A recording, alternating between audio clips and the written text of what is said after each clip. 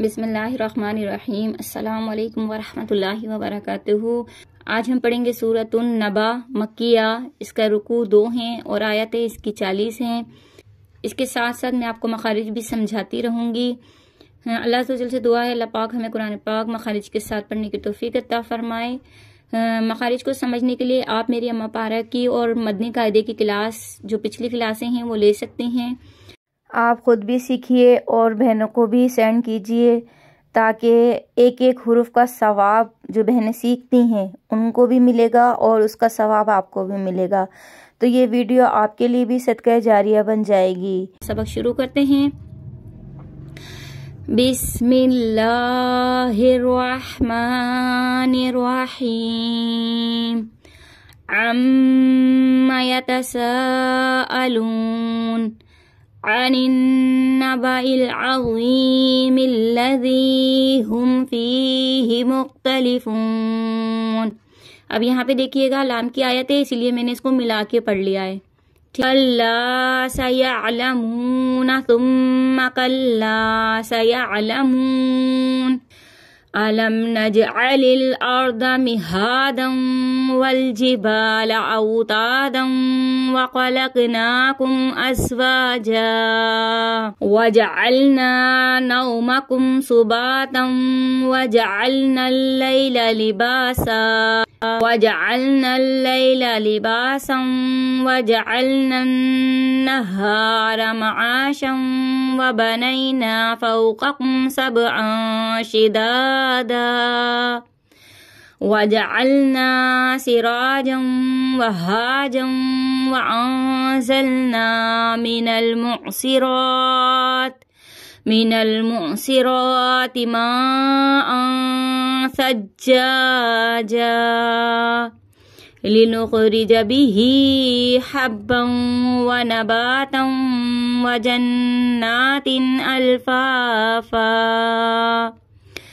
इन्न यौमल फ़स्लि कान मीक़ाता यौम युन्फ़ख़ु फ़िस्सूरि फ़तअतून अफ़वाजा वफ़ुतिहतिस समाउ फ़कानत अबवाबन वसुय्यिरतिल जिबालु फ़कानत सराबा इन्न जहन्नम कानत मिरसादा लित्ताग़ीन मआबा लाबिथीन फ़ीहा अहक़ाबा ला यज़ूक़ून फ़ीहा बरदन वला शराबा इल्ला हमीमन व गस्साक़ा जज़ाअन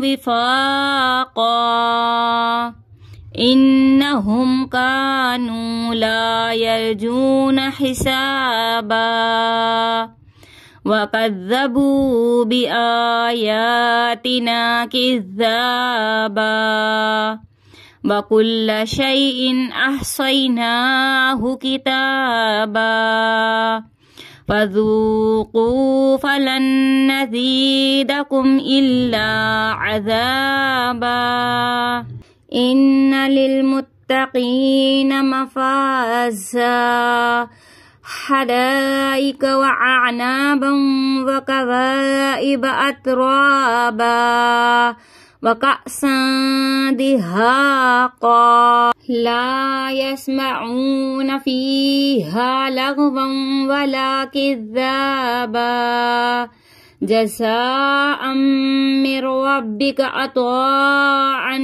हिसाबा रब्बिस समावाति वल अर्दि वमा बैनहुमा अर्रहमान ला यमलिकुन मिन्हु खिताबा यौम यक़ूमुर रूहु वल मलाइकतु सफ़्फ़न ला यतकल्लमून इल्ला मन अदिन लहुर रहमान व क़ाल सवाबा ज़ालिकल यौमुल हक़्क़ु फ़मन शाअ اتخذ إلى ربه مآبا إنا أنذرناكم عذابا قريبا يوم ينظر المرء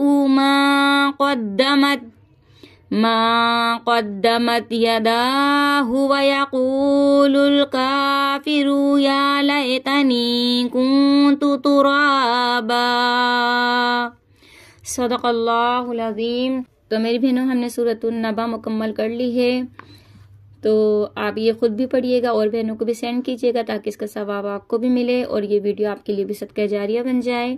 دعاؤں میں یاد رکھیے گا، اپنا بہت سا خیال رکھیے گا۔ اللہ حافظ۔